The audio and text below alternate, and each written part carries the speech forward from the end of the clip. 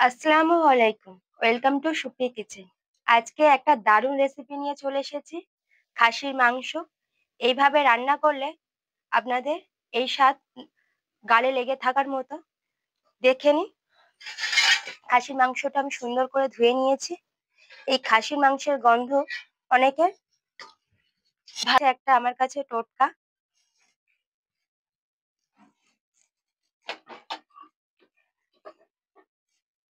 এই গন্ধটা দূর করার জন্য দিয়ে দেব পাতিলেবুর রস,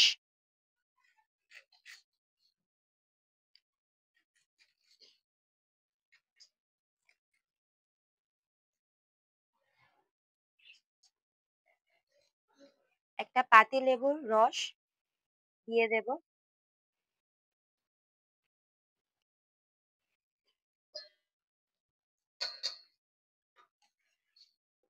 পাতিলেবুর রসটা আমার দেয়া হয়ে গেছে।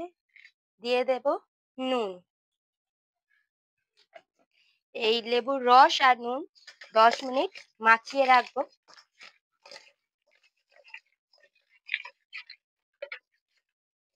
10 মিনিট হয়ে গেলে সুন্দর করে আবার ধুয়ে নিয়ে তারপর মশলাটা ম্যারিনেট করব।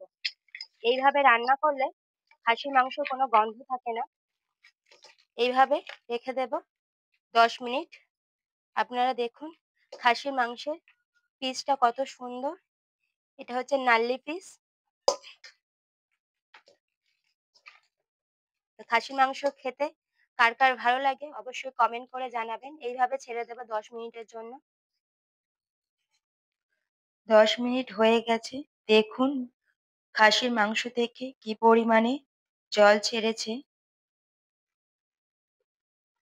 এই জলটাই এবার ফেলে দেব, দিয়ে খাসির মাংসটা সুন্দর করে ধুয়ে নেব।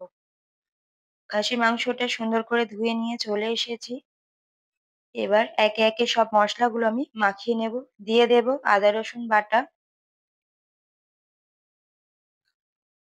আদা রসুন বাটা আমার দেয়া হয়ে গেছে। এবার দিয়ে দেব পরিমাণ মতো পেঁয়াজ। খাসির মাংসতে পেঁয়াজ একটু বেশিই লাগে, আপনারা একটু বেশি করেই পেঁয়াজ ব্যবহার করবেন। দিয়ে দিলাম পেঁয়াজ।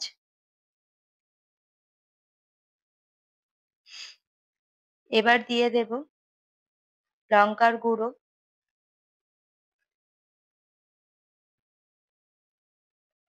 দিয়ে দেব পরিমাণ মতো হলুদ গুঁড়ো,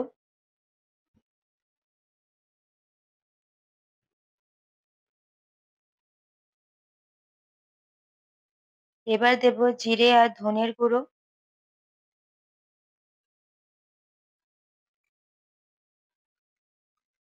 গরম মশলার গুঁড়ো,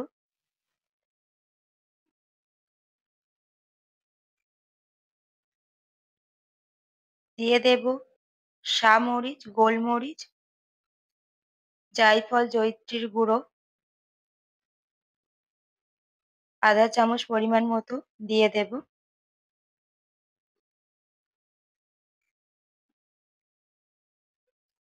দিয়ে দেব টক দই। খাসির মাংসতে টক দইটা অবশ্যই ব্যবহার করবেন। দিয়ে দেব সর্ষের তেল।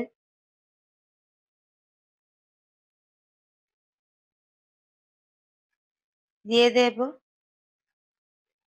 পরিমাণ মতো লবণ।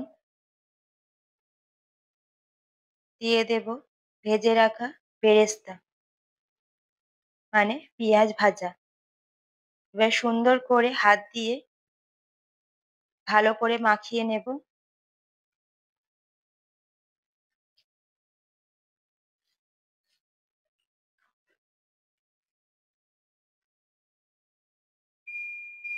মাংসটা আমার সুন্দর করে মাখানো হয়ে গেছে। আধা ঘন্টার জন্য আমি এই মাংসটা ম্যারিনেট করে ঢাকনা দিয়ে রেখে দেব।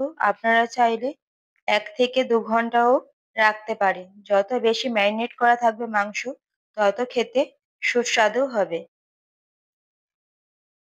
দেখা হচ্ছে আধা ঘন্টা পর। এবার একটা ঢাকনা দিয়ে বন্ধ করে রেখে দেব। আধা ঘন্টা পর চলে এসেছে। এবার গ্যাসটা ধরিয়ে নেব। কড়াটা গরম হয়ে গেলে দিয়ে দেব সর্ষের তেল।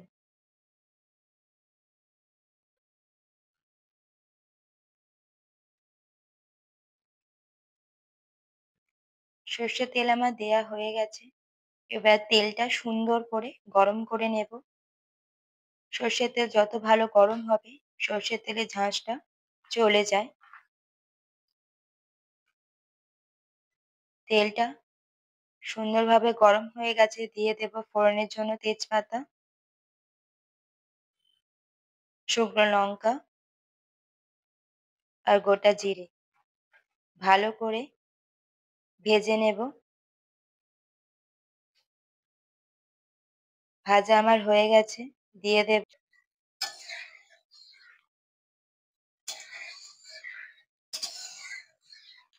তেজপাতা, শুকনো লঙ্কা, জিরে সুন্দর করে গরম করে নিয়েছি। এবার এই গরম তেলে দিয়ে দেব ম্যারিনেট করা মাংসটা।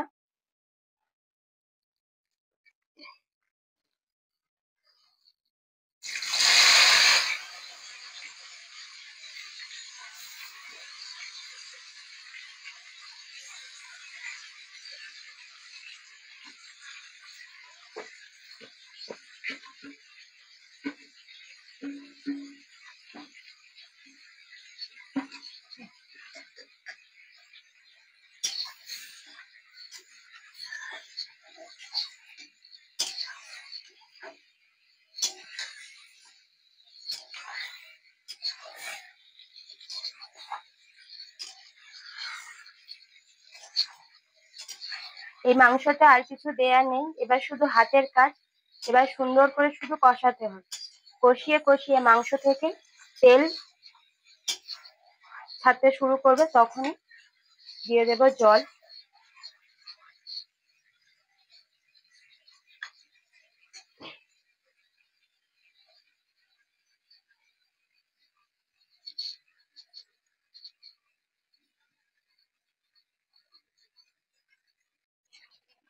দেখুন বন্ধুরা, মাংস থেকে কি পরিমাণে জল ছেড়েছে। আমার মনে হয় এই জলেতেই আমার মাংসটা কষানো হয়ে যাবে, আর এক্সট্রা জল দিতে লাগবে না। এখন একটু দিয়ে দেব গোটা কাঁচা লঙ্কা। কত সুন্দর সেন্ট বেরোচ্ছে গো। খাসির যে মাংসের একটা গন্ধ হয়, কোনো গন্ধই নেই। খুব সুন্দর একটা গন্ধ ছেড়েছে মাংস থেকে।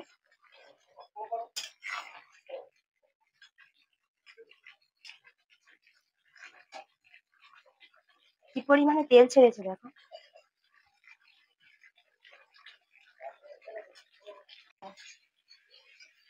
প্রায় আধা ঘন্টার উপরে খাসির মাংসটা সুন্দর করে কষিয়ে নিয়েছি, আর দেখুন মাংস থেকে তেল ছাড়তে শুরু করে দিয়েছে। এবার দিয়ে দেব পরিমাণ মতো জল, যাতে মাংসটা সুন্দরভাবে সিদ্ধ হয়ে যায়।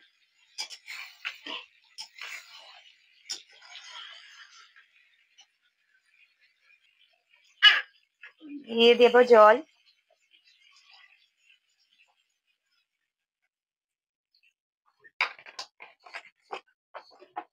এই জলেতেই মাংসটা সিদ্ধ হয়ে যাবে।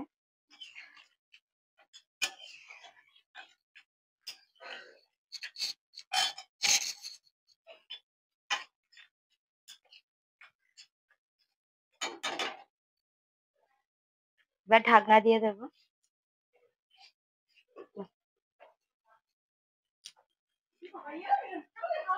খাসির মাংস রান্না একদম আমার কমপ্লিট, আর রান্নাঘর থেকে সুন্দর একটা গন্ধ ছাড়ছে। আর এই রান্নার রেসিপিটা আপনাদের কেমন লাগলো? যদি ভালো লেগে থাকে অবশ্যই সুপি কিচেনকে লাইক করুন আর বন্ধুদের সাথে শেয়ার করুন। আর আমার ভিডিওগুলো যদি ভালো লেগে থাকে আর নতুন কেউ যদি হয়ে থাকো চ্যানেলে, অবশ্যই সুপি কিচেনকে সাবস্ক্রাইব করে সুপি কিচেনের পাশে থাকুন। এখানে আমার ভিডিওটা শেষ করছি। টাটা। সবাই সুস্থ থাকবেন, ভালো থাকবেন। ওয়েদার চেঞ্জ হচ্ছে, সবাই সাবধানে থাকবেন।